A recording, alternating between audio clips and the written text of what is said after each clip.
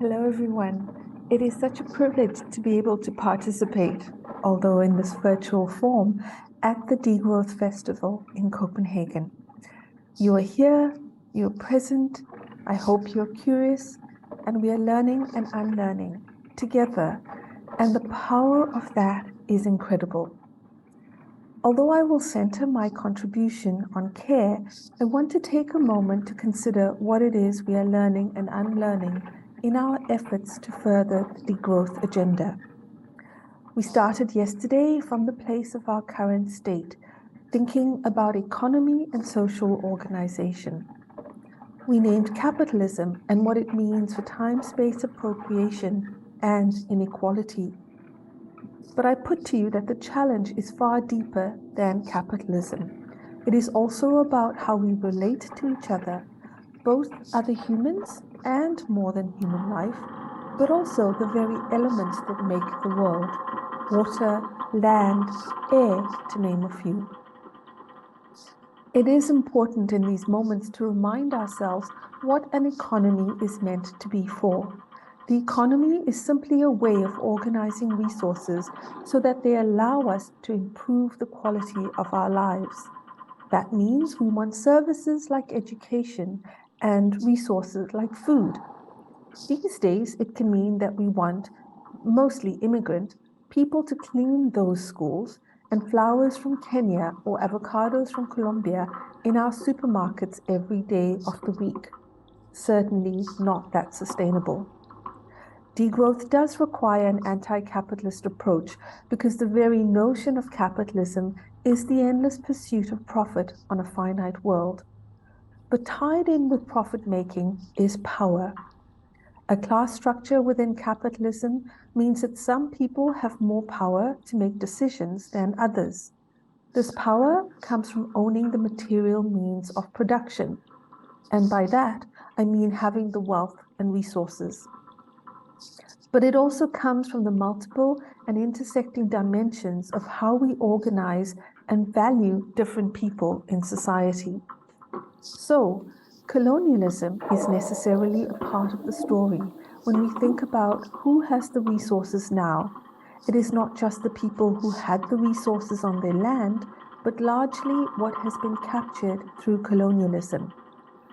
Think of the wealth of Denmark from the triangular trade and the profits that came from the Virgin Islands.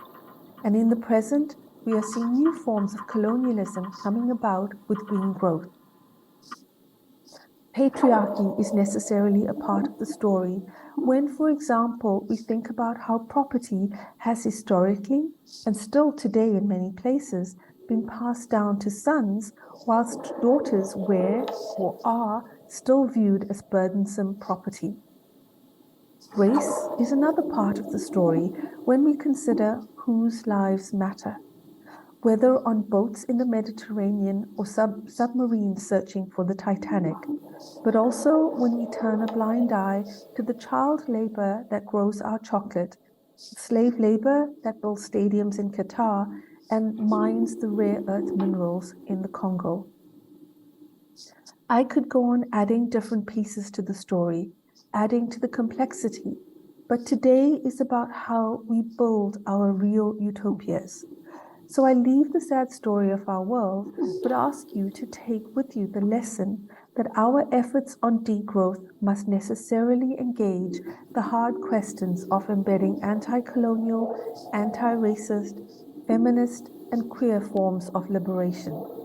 I raise these issues and make this call because we are not just building a new economy, we are building a new society with different social relations through degrowth. Our aspirations can and should be far greater than an economic shift. This is for humanity to thrive and humanity to survive on this planet. I come from a place of being deeply worried about the state of the world, but I also hold a strong sense of hope in our common humanity.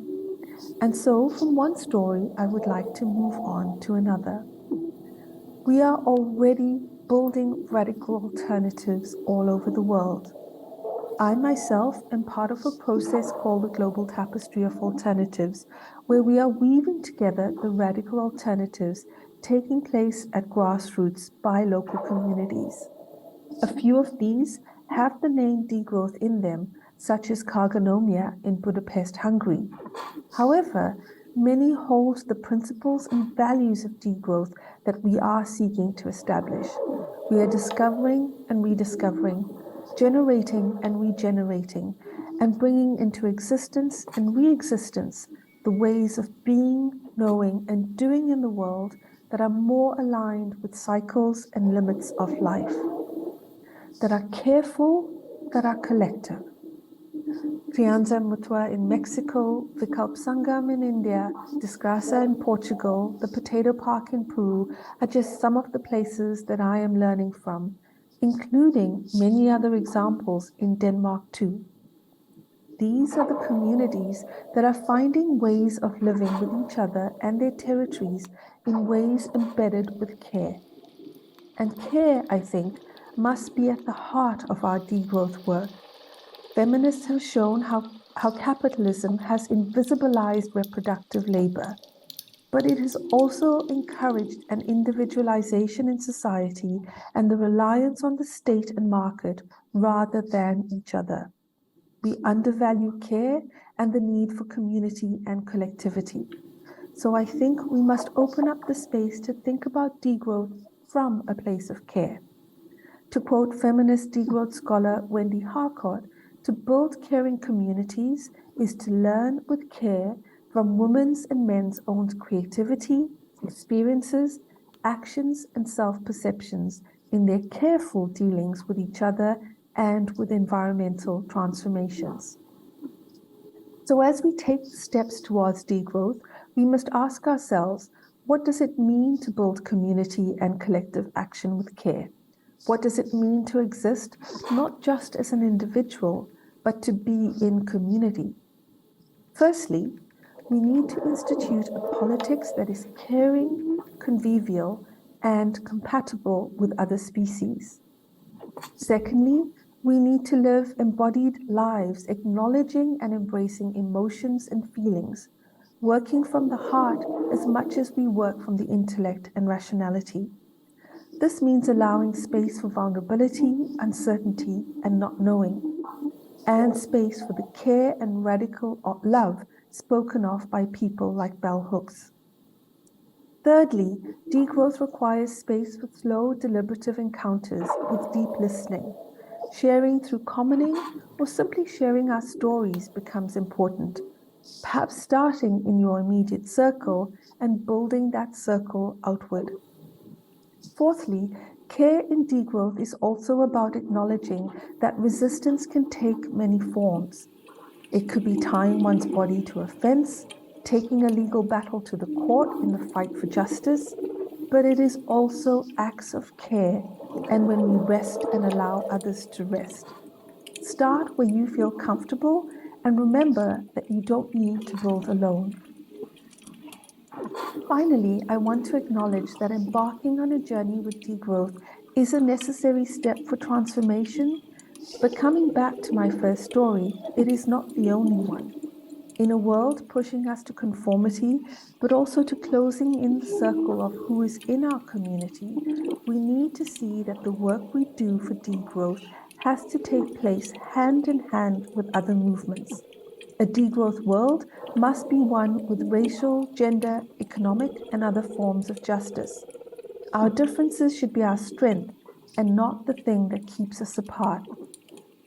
You might not have all the answers on how to do it, but I leave you with a reminder of the Zapadista saying that we make the path as we walk it. Let's embrace the community being developed at this Degrowth Festival and start walking together. Thank you.